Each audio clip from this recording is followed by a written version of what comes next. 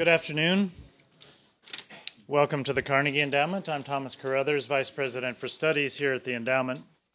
And it's my pleasure to welcome all of you to this event at which we're hosting Andrew Mitchell, the new Secretary of State for International Development in the United Kingdom.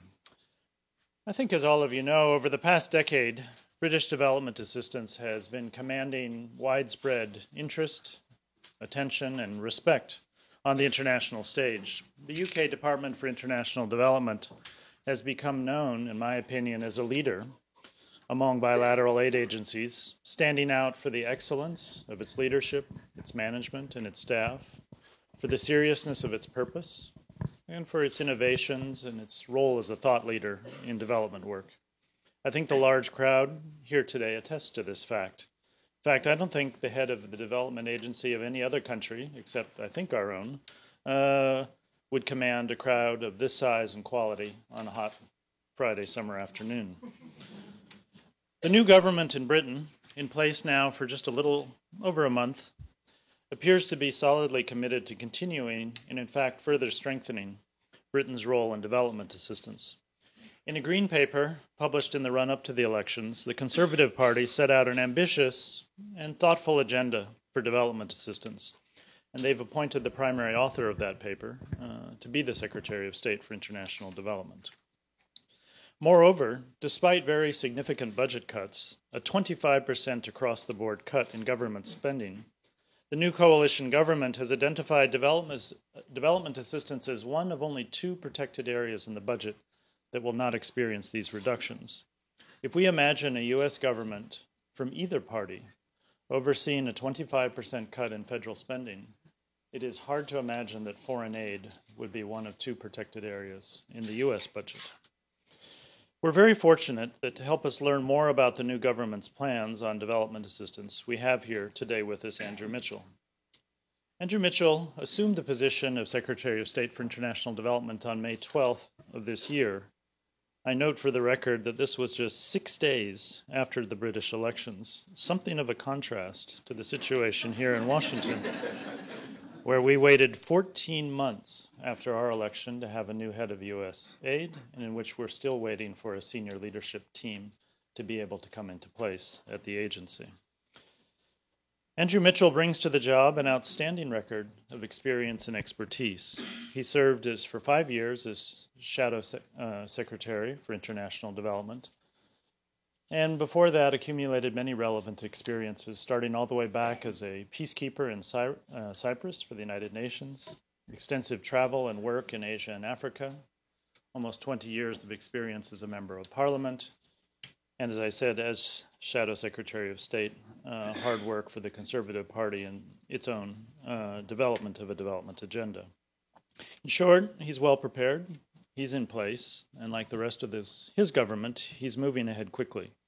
We look forward to hearing his thoughts, and following his presentation, he'll be taking some questions.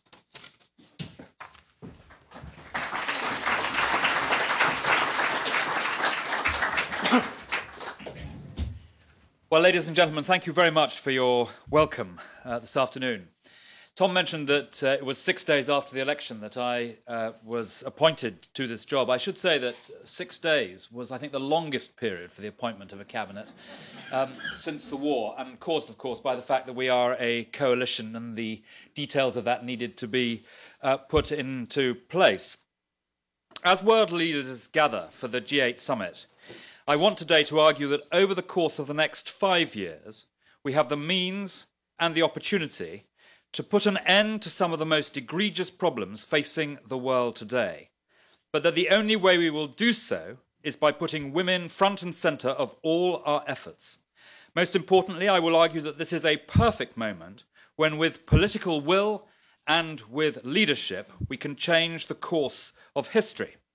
Our generations are the first that can make a real difference to the discrepancy of wealth and opportunity which exists around the world today. We know so much more about what works, and we know what needs to be done.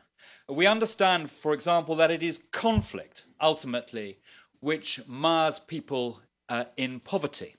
If I think about those dreadful refugee camps that I've seen around the world, in Darfur and on the Burma-Thai border, If you are languishing in one of those camps, it doesn't matter how much access to aid and to trade and to money which you have. Until the conflict is over, you're going to remain poor and miserable and frightened and dispossessed. And in just the same way, we know that it is conflict which mars people in poverty and condemns them to stay there.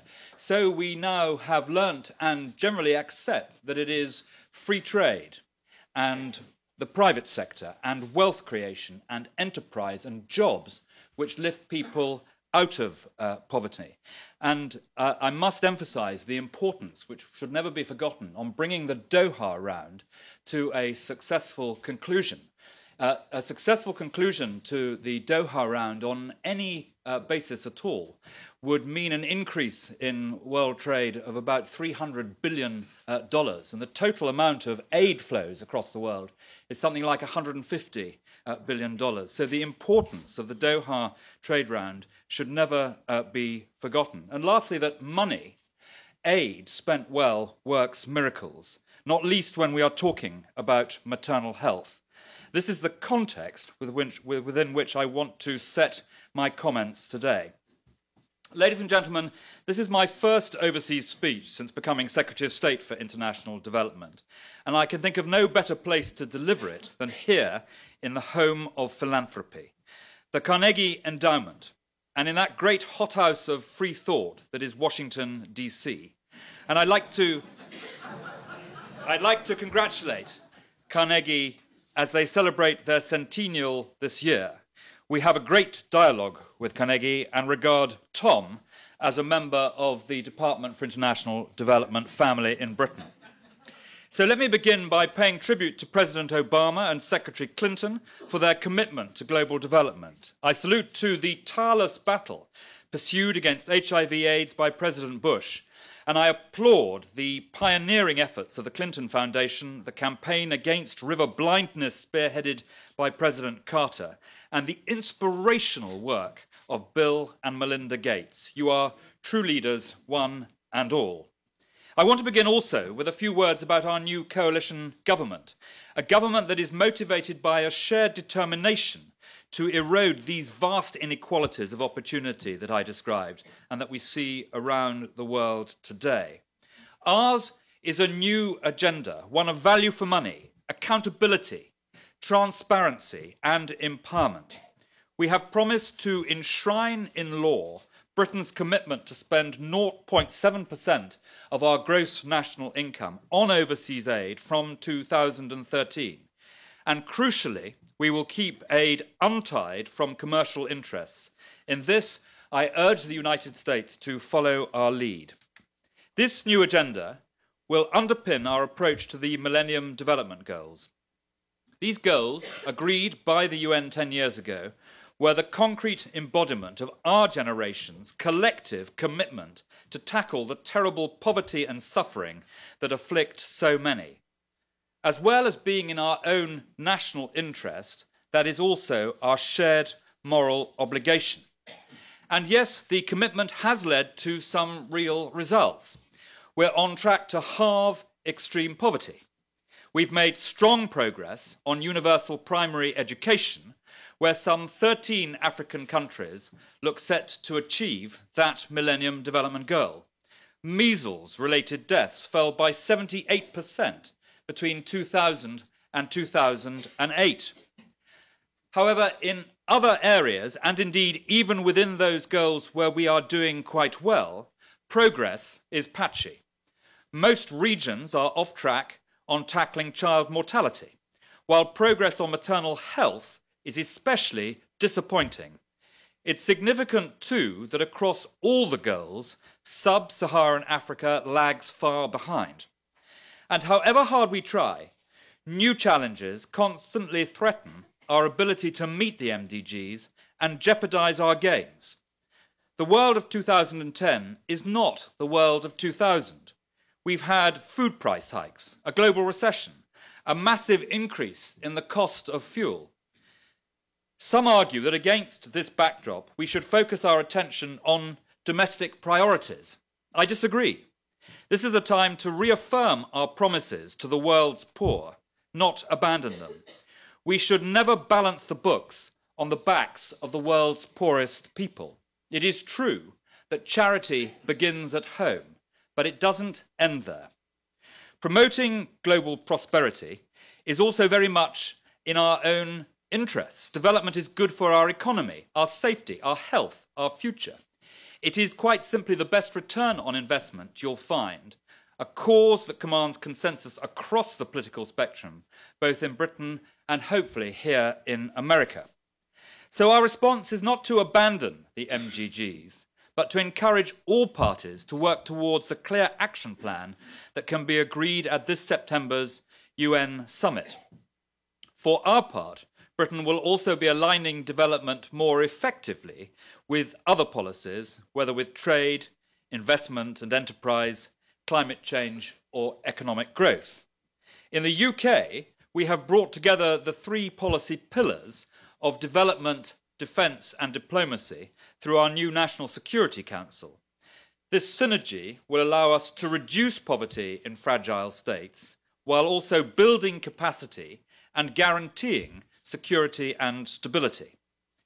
I know that balancing and integrating all of the elements of power is a major objective for you here in the States. There are areas, however, where our approaches to development differ. In Britain, the Department for International Development is a separate government department in its own right. As its Secretary of State, I have a seat in the Cabinet and on the National Security Council, a vibrant DFID at the table, agitating, campaigning, and helping to deliver progressive change for communities worldwide. And in our government, an equally vibrant coalition whose leaders share a vision of a world where everyone has the opportunity to fulfil their true potential. Abroad as well as at home, we believe in decentralizing power and responsibility, empowering citizens, making governments more transparent and accountable. Here in the States, President Obama has spoken out for greater transparency and accountability across his administration. Back in Britain, our Prime Minister David Cameron and Deputy Prime Minister Nick Clegg have applied these same principles to our new coalition government. That's why one of the first things I did on taking office was to launch our new United Kingdom Aid Transparency Guarantee, a guarantee that will help to make aid transparent to citizens in the United Kingdom and also to those in recipient countries too. This chimes with Raj Shah's promise to embrace extreme transparency throughout USAID. I look forward to working with Raj and to discussing this with him when we meet again this afternoon. We're also fundamentally redesigning our aid programs so that they build in rigorous evaluation processes from day one.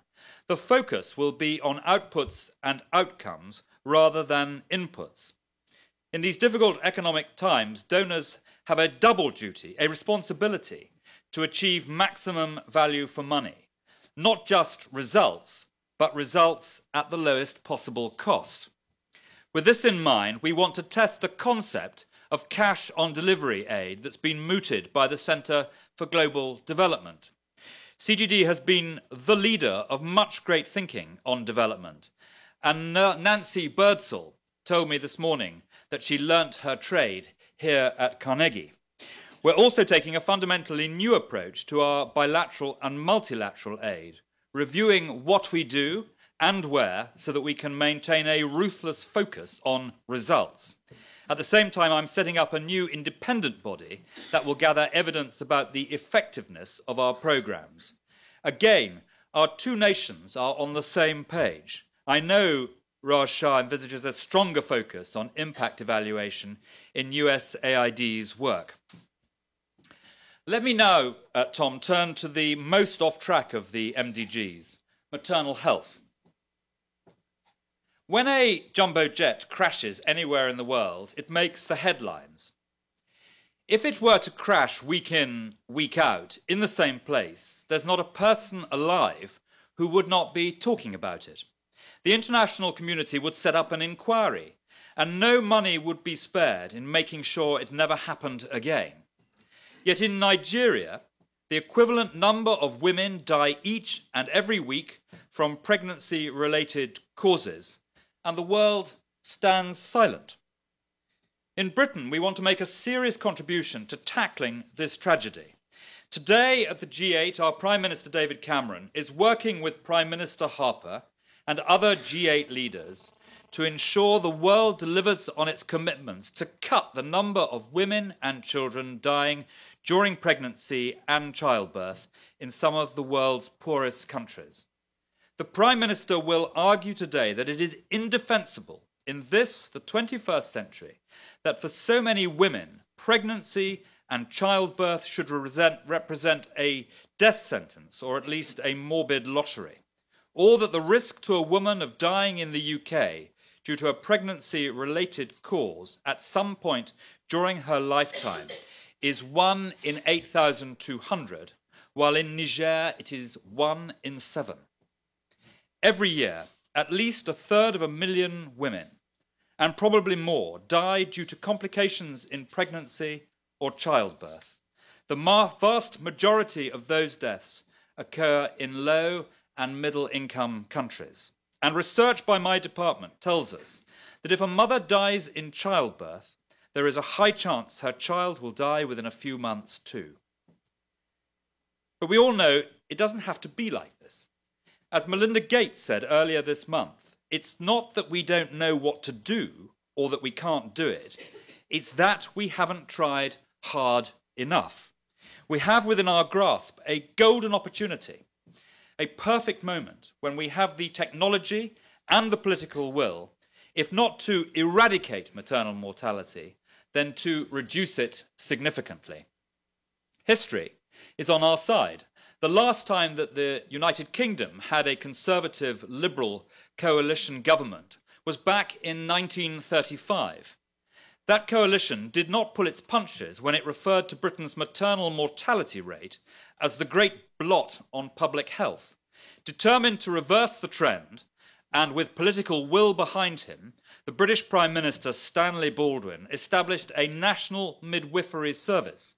This move, coupled with the necessary policies and resources, saw maternal deaths fall by 80% in just 15 years.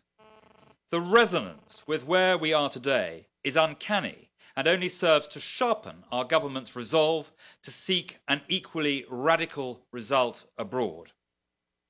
We will not be afraid to try new approaches. Maternal health is an area where there's room for innovation. Look at the example of Madhya Pradesh, where pregnant women are offered free transport to hospital and paid 1,400 rupees, about $30, to compensate them for the work their partners lose in having to stay at home to supervise the other children. Phone numbers for the service are widely displayed, while community workers spread the message about safe deliveries and timely checkups. These workers receive 350 rupees, about $8 for every expectant mother that they bring to the hospital. Innovation isn't confined to overseas activities. Closer to home, I was excited to hear of Oxford University's creative plan to use crowdsourcing as a means of undertaking research into maternal health. 10,000 healthcare professionals across the developing world will be asked to complete an online survey and to identify where they see the gaps in maternal healthcare in their respective countries. We are being equally innovative in my department. 2 weeks ago, I launched a fund that will allow our health professionals to share their skills with birth attendants, doctors, nurses, and midwives across the developing world. We want to encourage partnerships that can pilot new techniques, such as live internet link-ups or the use of mobile phones for emergency referrals or operations. I want to turn now, Tom, to a subject that I recognise to be sensitive, but which is nevertheless close to my heart. I understand the cultural difficulties implicit in any discussion about contraception and abortion. I merely lay these facts before you. Every year, 20 million women seek unsafe abortions, and 70,000 of them, many still girls, die as a result. And 215 million women around the world who want to use modern contraception don't have access to it. President Obama has described a woman's right to make a decision about how many children she wants to have and when as one of the most fundamental of human freedoms. Let me say this to you today. I could not agree with him more. Empowering women to take decisions about their own future is the right thing to do for so many, many reasons, not least, as your president pointed out, the fact that it is a basic human right. The UNFPA estimates that satisfying the unmet need for modern family planning would reduce unintended pregnancies by 53 million every year, the greatest reduction being in low-income countries. We recognise that these are difficult areas, and we will proceed carefully, while never forgetting that our ultimate goal is always to empower women in their own lives. That goal is simply non-negotiable, and I promise you here and now that Britain will be placing women at the heart of the whole of our agenda for international development. In the immediate term, we will be doing everything in our power to urge all countries to sign up to a strong set of commitments on maternal health at September's Millennium Development Goal Summit. Just as maternal health covers a whole continuum of care, so too does gender cover a continuum of opportunity, of which a key stage is education. Focusing our efforts exclusively on women rather than on women and girls is to miss the opportunity to reverse a vicious cycle that can be the lot of girls in poor countries. The cycle starts with limited access to education, but soon leads to poor employment, ill health, early marriage, and all too frequently to violence and exploitation.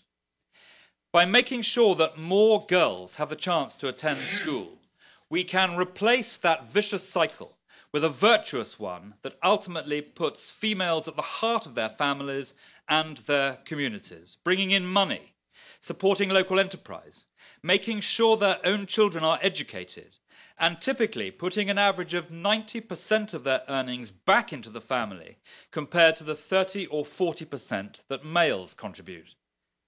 There are many reasons why education is particularly hard for girls. These can be linked to issues of comparative low status. Girls will often be expected to do the household chores or to make the long journey to fetch water instead of attending school. When I visited Pakistan earlier this month, I saw how insecurity can add to the difficulties girls face. The new work that I was able to announce while I was there will see some 300,000 girls in the province of Khyber Pakhtunkhwa encouraged to attend school in return for a monthly allowance. There is a good story to tell in Afghanistan too, where 3 million girls are now attending school. Making sure that girls are able to have access to education and are able to complete that education will remain a key priority for the UK's Department for International Development. Cash incentives can also work for education and for health too, as we saw with the Madhya Pradesh project, but they can also have a wider application, enabling women to meet basic household expenses and ultimately reinvest their savings in the family unit. I give you the example of Nihoza Angelique from Rwanda, a country my party knows well. She has less than 1/4 hectare of farmland on which to support her family of 3. However, thanks to development support, she has now been in employment for 6 months, earning 1,000 Rwandan francs per day, less than $2, out of which she is saving some 400 francs, just under 70 cents, in her newly opened savings account. With her first salary, she bought school uniforms for her children. With her second and third salaries, she bought a goat. She now plans to use her savings to build a house for herself and her children. We've seen, ladies and gentlemen, that when women are empowered economically, they are more likely to have a voice in the community and to be advocates for other women. In Nepal, the percentage of female members of parliament rose from 6% to 33% in 2008, while Ghana has seen a woman elected Speaker of the National Parliament for the first time in its post-independence history. In the UK, although we've had a woman speaker, indeed a female prime minister, only 22% of our MPs are women. In your Congress, female representation is just 17%. It's salutary to be reminded that the developed world isn't always the shining beacon we might wish it to be. On the theme of governance, let me say a few words about the new UN gender entity. This is an historic opportunity to create an efficient, powerful and well-resourced body that has a chance to make a positive impact on the lives of millions of women and girls across the world. It is vital that a competent and visible leader is appointed as soon as possible, a leader who is mandated to make progress in this crucial area. Ladies and gentlemen, as we sit here in Washington, across the world, millions of people are suffering. Millions of people are denied the opportunity and the dignity they deserve. We can change that. The playwright George Bernard Shaw once said that the essence of inhumanity wasn't hate, it was indifference. He was right, indifference kills. September's MDG summit represents a golden opportunity for us to demonstrate that we are not indifferent, that we will recommit to the promises that we made 10 years ago to the world's poor. We must call on the world's political leaders to come to the summit ready to make and deliver ambitious pledges. We must urge them to fulfill their aid commitments and to sign up to the Secretary-General's action plan on women and children's health. We must grasp this single moment that history offers us, a moment when together we can make a stand. If we are prepared to do that, then we truly can leave this world a better place for generations to come. Thank you.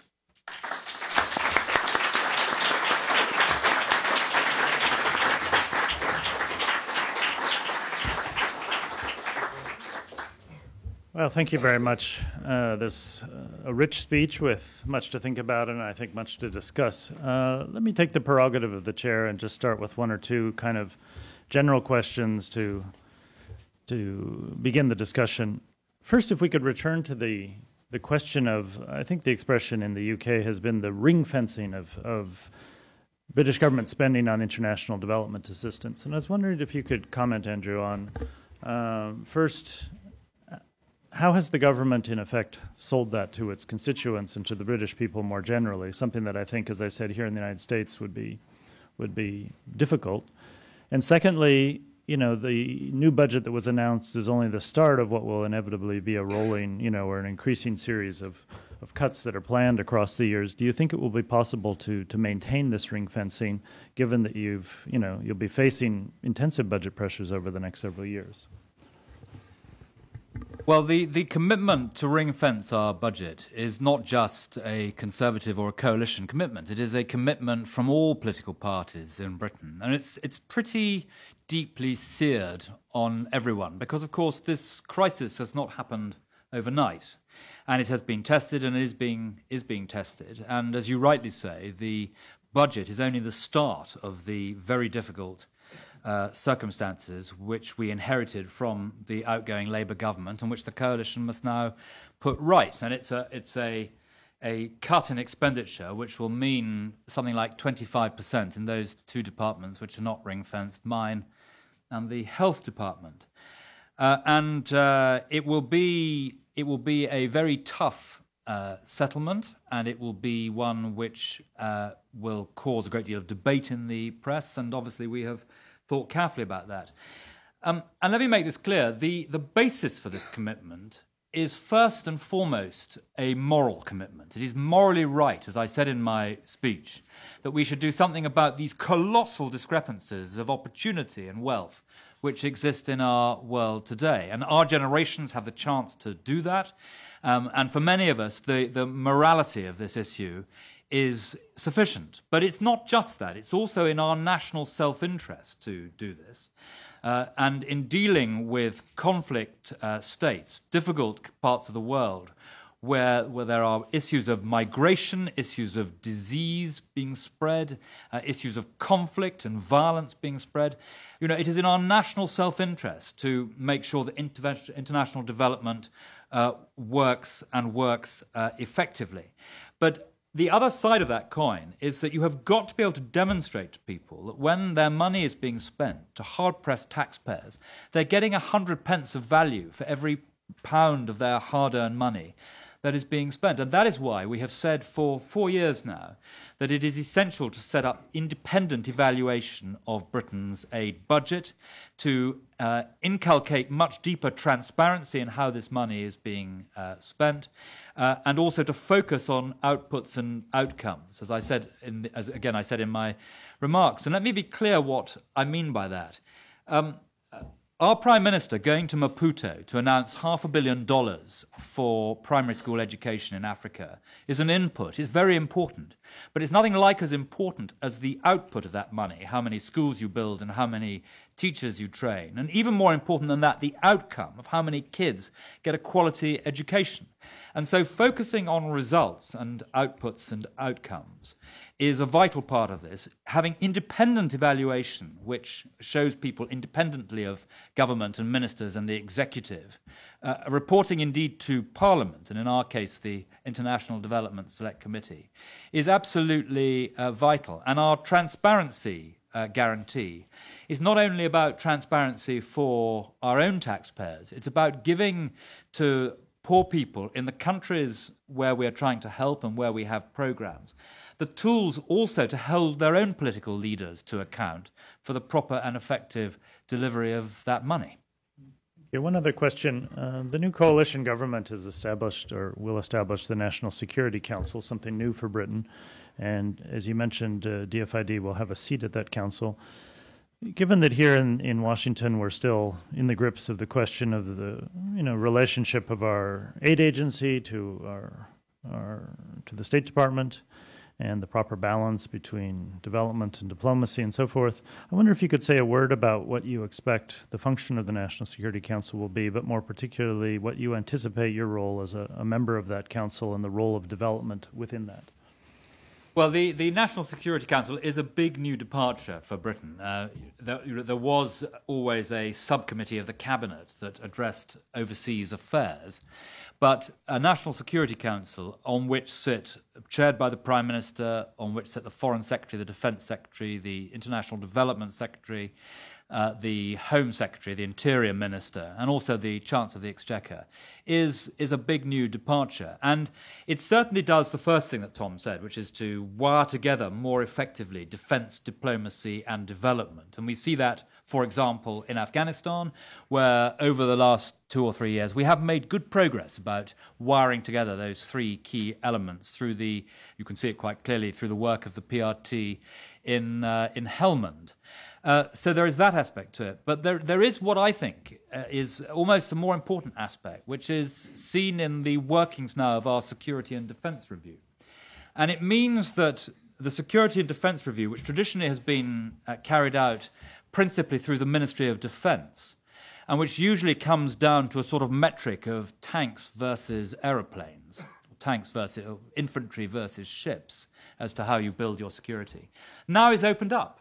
And, this came up indeed at the first or second meeting of the National Security Council, where on behalf of the development community, I was able to make the point that actually that is not the right metric. It should be tanks versus training the police in Afghanistan, or infantry versus building governance in Yemen, or boats versus getting another 100,000 girls into school in the Horn of Africa. Now, if you're looking at your national security going forward, which is what a defence review is about, those are very interesting questions. They're quite hard to measure, but they are incredibly important. And of course, what you do to promote your security upstream, if you like, my point about the national security interest of it being in our own interests on development policy.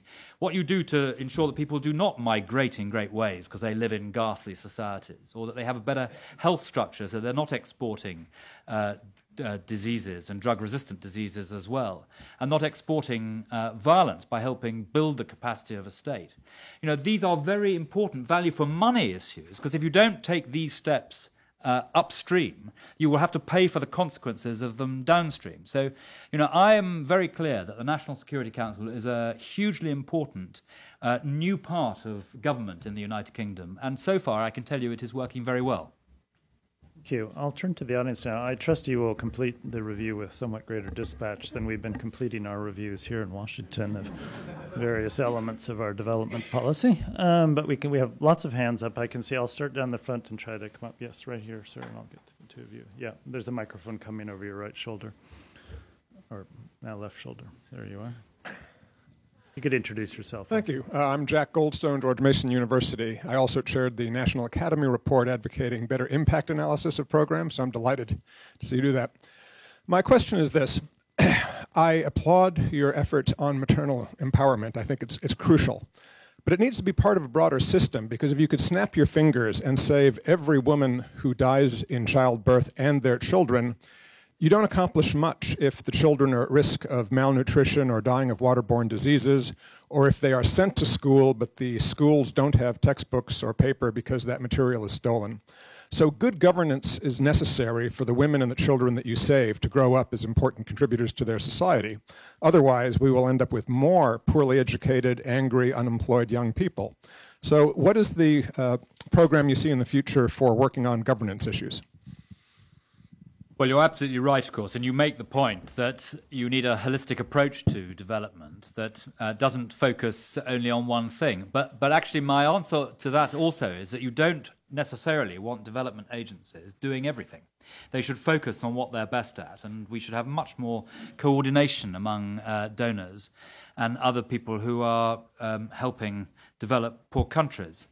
I think it's worth making the point in response to what you have said, that some of the best governance programs I have seen around the world, some of the best spending of taxpayers' money has been on governance programs. I think, for example, of the work that is being done in Prime Minister Fayyad's office in Ramallah on the West Bank.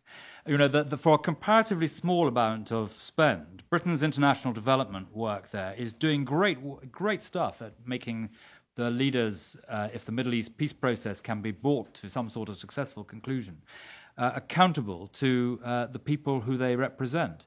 I think, for example, of the work that's been done in Rwanda to build up the revenue-raising service of the government, which means that this year, for the first time, they will go over 50% of raising their own money, which in the case of Rwanda is a very big step forward. So building governance, assisting governments in an accountable way to exercise the function of the state, which often we take for granted in countries like yours and mine, is a vital aspect of development. And as I say, I think often it appears to me to be the best spending of any money that we actually do.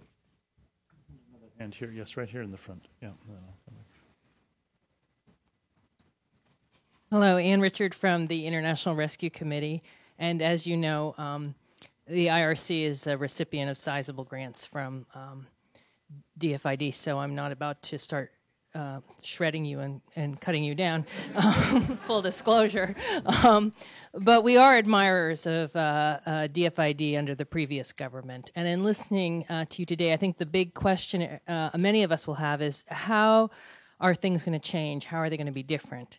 And in your remarks, you talked about doing more of things like accountability, transparency, working with the private sector, emphasis on trade, interlinkages, that are not very controversial in Washington, I think. You would find the same language on the right or the left in Washington in talking about the best ideas behind development. So what sort of things are you going to stop doing? Well, I think there is broad agreement in Britain on the ends we want to achieve. There is less agreement on how we would achieve them. We've been banging on in opposition about the importance of independent evaluation for the last 4 years, and it has to be said that although at times the government has paid some lip service to it, in the end, actually, they haven't done it. And the output focus is a very, very big change. You know, I am particularly pleased that when I was in Khyber Pakhtunkhwa last week in Pakistan, I had an announcement to make about education, about giving 3 million textbooks to children in what used to be called the Northwest Frontier Province. And as I said in my speech, getting 300,000 girls through bursaries into low fee-paying schools. I managed to answer those at the press conference, all the questions, without having to talk about the money that was being put on the table. When I first went to Pakistan, I asked to see the last 15 or so press releases that my department had put out on Pakistan, and they all started with Britain to give £20 million to Pakistan, £10 million, £12 million. And in the end, you know, people nod about this being perfectly understandable, about independent accountability and results focus for what you're doing. But it hasn't happened. And the coalition government in Britain is determined to make sure it does happen, with the added point that I made in answer to Tom's first question, that if we don't demonstrate this to our taxpayers in these very difficult economic times, we won't be able to sustain public support for the budget. So that is a huge change. Now, there will be other changes as well. We set up a multilateral aid review. We give about £3 billion a year, so $5 billion a year to the multilateral aid agencies and multilateral agencies. And, you know, we will look very hard at the results they are achieving. And if we don't think they're achieving results, we will scale back the funding or in some cases maybe stop it altogether. And that same approach applies to not only to the money that we spend, the money we spend through other people, but the money we spend through the non-governmental organizations as well. So value for money, although everyone nods, the way we are approaching this is difficult from the current government. And I mean, there's lots of different ways we're doing it. We're going to set up a big review of the way we do emergency response, which I think will lead to some quite significant changes.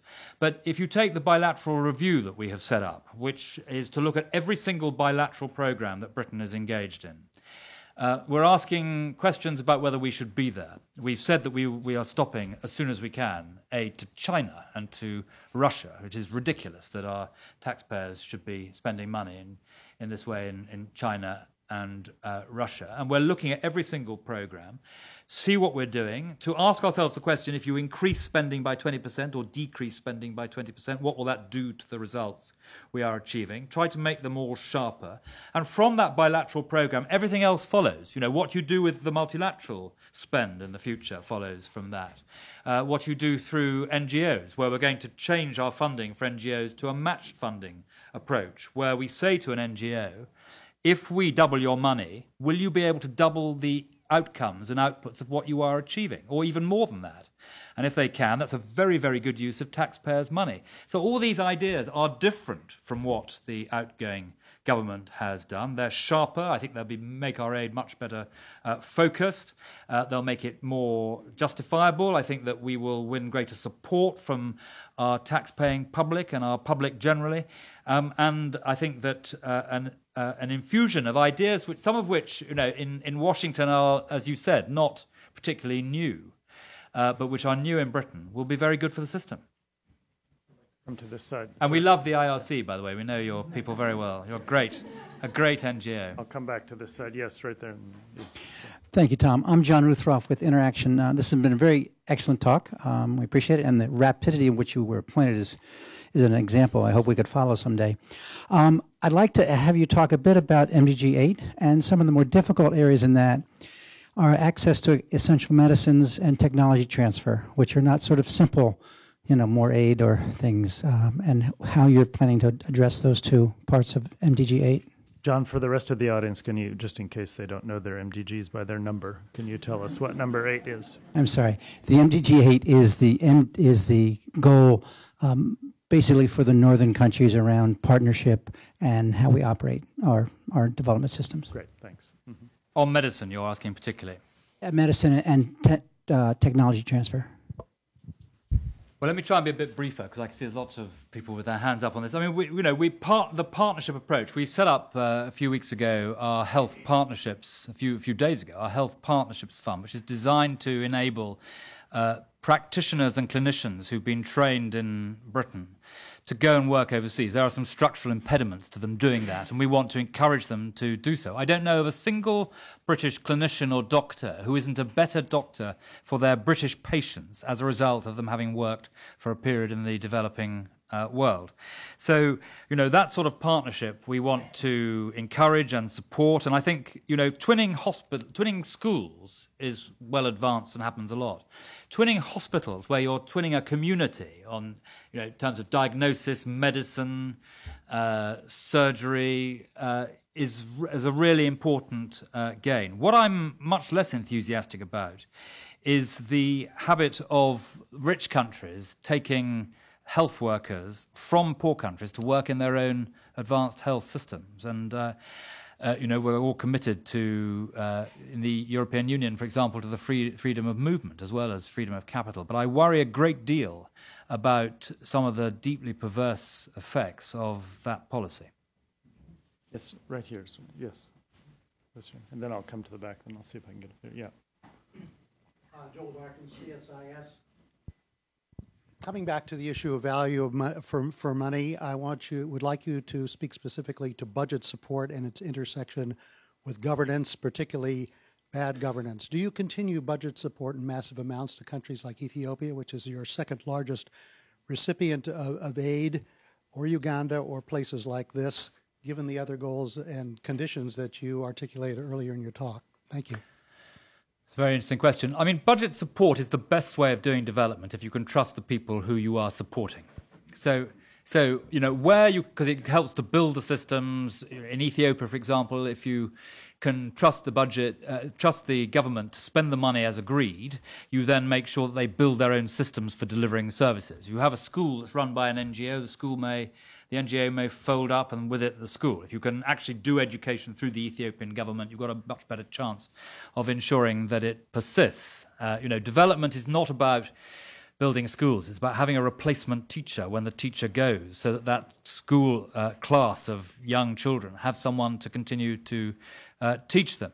So I'm in no doubt at all that budget support is the best way of doing it. The trouble is, I think under the outgoing government, or the outgone government in the UK, there was a bit too much of that, and it wasn't accountable enough. And so we are going to look very carefully at all the places where we do budget support to see whether or not we think the systems of accountability and transparency to our own taxpayers, as well as to the people in those countries, are adequate. It's pretty clear, for example, that in Rwanda and Ghana it is. It's not so clear elsewhere. You mentioned specifically Ethiopia, which is a fascinating... Yes, it's a fascinating country, and I've followed the money in Ethiopia down right to giving specific social support to some of the poorest people in food insecure areas, and I'm pretty clear that money is getting through. Whatever else you say about the Ethiopians, and the spirit of enterprise is not something which hits you when you go to Ethiopia.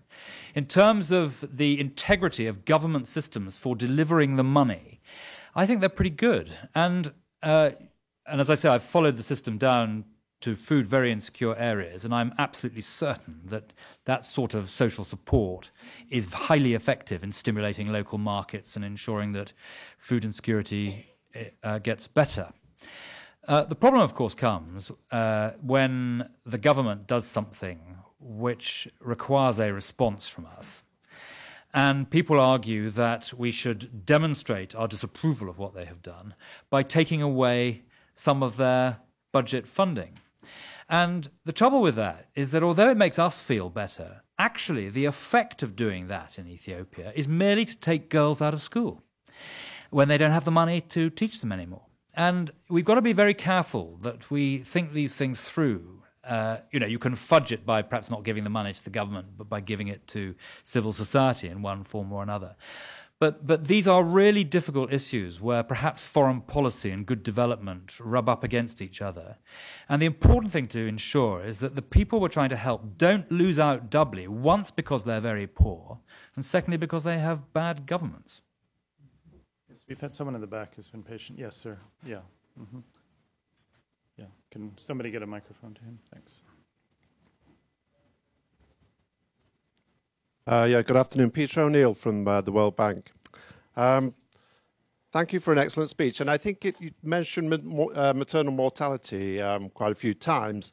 But fear you've been a little modest, perhaps, in your remarks, because what I would like to see more of is the fact that it's not just a health issue. It's about clean water, and it's also about access to clinics. And DFID in itself has done an enormous amount of work in this respect, and especially here in Washington with USA, they started the vitamin A trials for maternal mothers, which showed great improvement in rates if people were given vitamin A in pregnancy.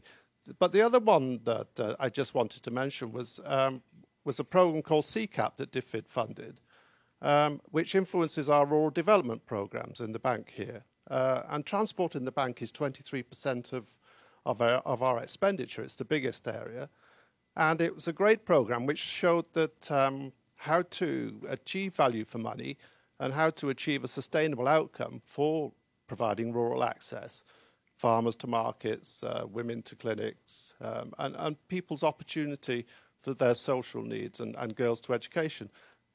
So I think my point basically is please do not just concentrate on health. It's a wider and more holistic approach. Like a research bank commentary rather than a question. No, but thank you for that. I mean, I think I made the point at the beginning of my speech that putting women central to development is vital because it covers so many different areas. You know, women bear the brunt of conflict in ways we understand all too well. So I think you make a very good point. Okay. Yes, sir, right here. Yeah.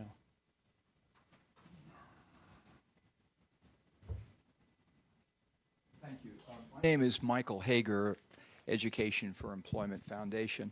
Mr. Secretary, at the outset of your remarks, before you began speaking about the women's issue, I heard you say that enterprises and jobs are needed to lift persons out of poverty. One of the elements that I've been intrigued with in terms of the Millennium Goals is the issue of youth employment. And I'm wondering, with respect to the upcoming summit in the fall, would you say there's a case to be made for interpretation of some of the goals, not only the gender goal, but perhaps the education goal and the livelihood goal, the poverty goal, to interpret those goals to include something a problem that has been increasingly prominent, not only in the Middle East where we're working, but I think all over the world, and that is the problem of youth getting into the work age and not having a job. Thank you. Well, it's a very good point. I mean, I'm a great fan of the Millennium Development Goals because I think it was a way in which the world everyone agreed to face in the same direction and to identify 8 important causes around which we could all camp and set out our determination that by 2015 we would make progress in a way that was pretty clearly specified. The problem is, of course, that they're miles off track. And what I want to see from the summit in September is a commitment by people to redouble their efforts to achieve these results and to focus on what we can do and to try and hold ourselves to account every year for whether or not we're making progress and to concentrate on the areas that are most off track. It's one of the reasons why I want to ensure that our program in Pakistan, perhaps jointly with the US as well, focuses on education. You know, there is an education emergency in Pakistan. So I think we must be careful to make sure that the focus is on what we can do to reach these goals. We have said, our Prime Minister has said that he particularly wants to focus on MDG 5, maternal mortality, because it is the one that is most off track. And we will have our say on that. But I think at the summit, it's incumbent on everyone to focus on how we reach these goals, what we do with the ones that are most off track. And as you say, the key way of helping people lift themselves out of poverty is to create jobs, to support enterprise, a society with lots of entrepreneurs, a society which cherishes and encourages its entrepreneurs, will not remain poor for long. We'll have just one last question. We're short of time, and I apologize to all the others. And I haven't been favoring this area, just all the eager beavers sat down here at the front, and that's where all the hands are. And I've been hoping to call on somebody who's going to ask a really hard question to show them that we're not too friendly here. But so far, you've been pretty nice. But so maybe just about I'll do my best. Gregory Adams from Oxfam America, where I work on aid effectiveness issues. And thank you so much for your comments, particularly your comments focusing on the value of good governance. And I have high hopes for your conversation this afternoon with Administrator Shah.